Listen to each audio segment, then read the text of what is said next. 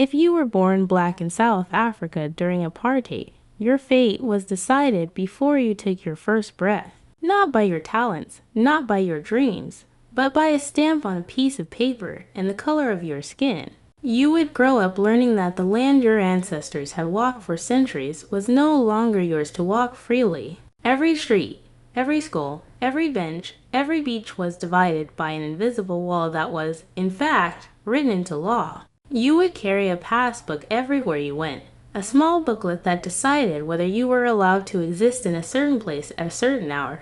Without it, you were nothing. With it, you were still nothing, only tolerated. Here, dignity was not something you were born with.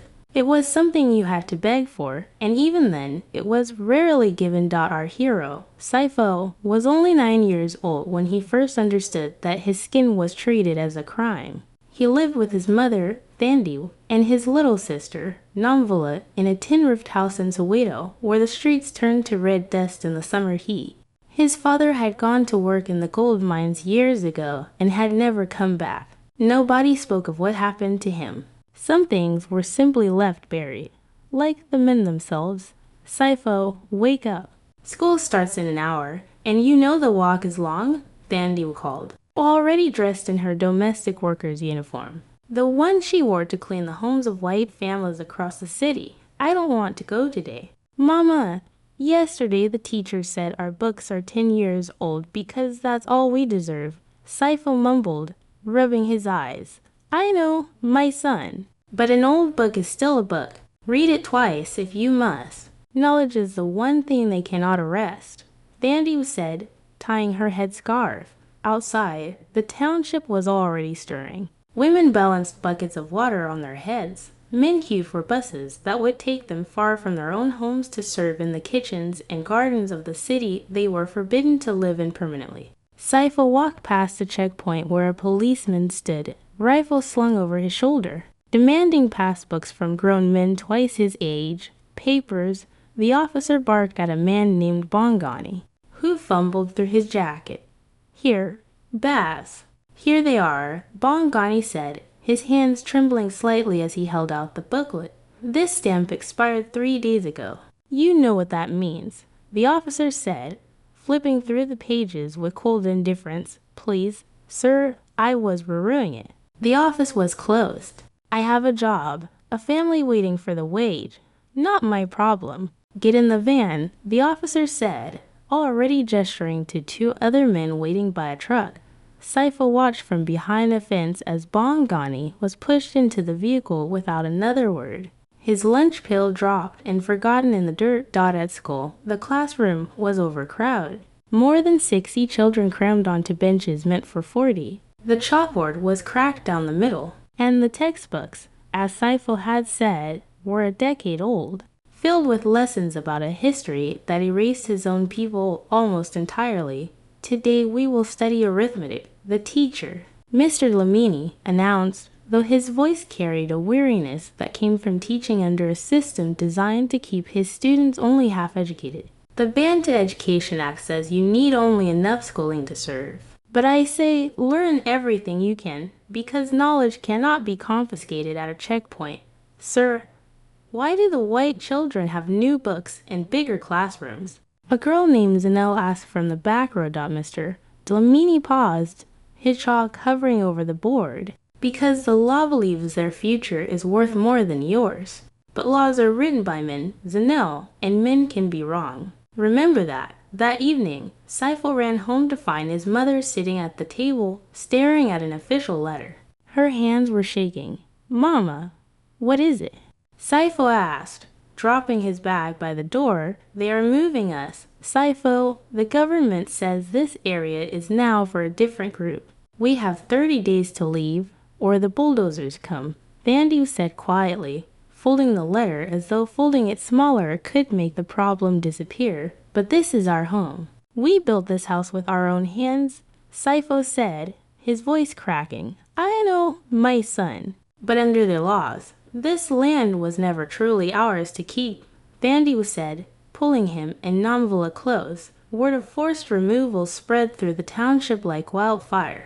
Neighbors gathered outside, murmuring in tense circles, some in anger, some in quiet resignation. They call it relocation. I call it theft, said an old man named Manla, leaning on his cane. They take the land when it becomes valuable, and they call us squatters on ground our grandfathers are buried in. What can we do? Baba. Fight tanks and dogs with our bare hands, asked a younger man, frustration heavy in his voice.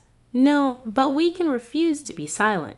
Silence is what they want most of all, Manla replied, his eyes scanning the crowd. Days later, a meeting was organized in secret in the back room of a small church, where community members discussed resistance, boycotts, and ways to document the injustices being carried out against them. Thandi attended, leaving Sipho to watch over Namvula. They cut our wages if we protest. They arrest us if we organize. They shoot us if we march. What is left? A woman asked, wringing her hands. What is left is the truth. The world does not know what happens behind our fences. We must find ways to tell them, said a young activist named Sipho, his voice low but resolute. And if they catch you speaking to journalists, Sipho, you know what happened to your cousin, another man warned. Then I will join him. But at least the silence will have been broken, Sipho answered. The following week, police vans returned to the township earlier than expected, 3 days before the deadline on the letter. Families scrambled to gather what belongings they could as bulldozers rumbled down the dirt road. Sipho, take your sister and run to the church. I will bring what I can carry, Thandi shouted over the noise of engines and shouting officers. Mama, come with us. Sipho cried, gripping Namvula's hand. Go, I will find you, I promise, Thandi said, pushing them toward the crowd fleeing down the street. By nightfall, dozens of families stood outside the church, their homes reduced to rubble behind them. Sipho sat on the church steps, Namvula asleep against his shoulder, watching for his mother's silhouette among the displaced crowd. Sipho, Thandi's voice called out, hoarse and tired, as she emerged from the darkness carrying a single suitcase. Mama, you're here, Sipho said, rushing to embrace her. We lost the house, my son, but we did not lose each other. That is what they cannot take, no matter how many laws they write, Thandi said, holding her children close as the church bell rang softly in the distance. In the weeks that followed, the family found refuge in a crowded relative's home on the outskirts of the city, sharing 2 rooms with 11 other people. Sipho continued walking the long road to school, determined to finish what Mr. Lamini had told him could never be confiscated. You are still coming to class every day, even after everything, Mr. Lamini said one morning, surprised to see Sipho at his desk. You said knowledge cannot be arrested, sir. I want to prove that true, Sipho replied, opening his cracked, decade-old textbook.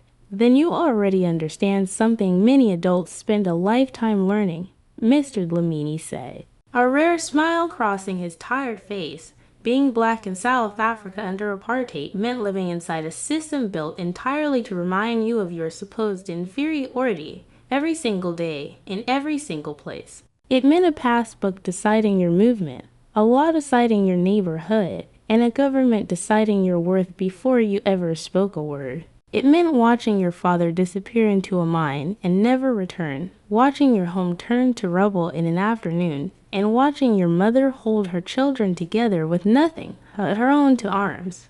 But it also meant something else, something the laws could never fully erase, the refusal to stay silent, the choice to keep learning, keep organizing, keep believing that dignity could not be legislated out of existence. Decades later, the walls came down, not because the oppressors grew kind, but because ordinary people like Sipho, Thandi, Sipho, and Manla refused, generation after generation, to accept that their humanity was ever truly up for debate.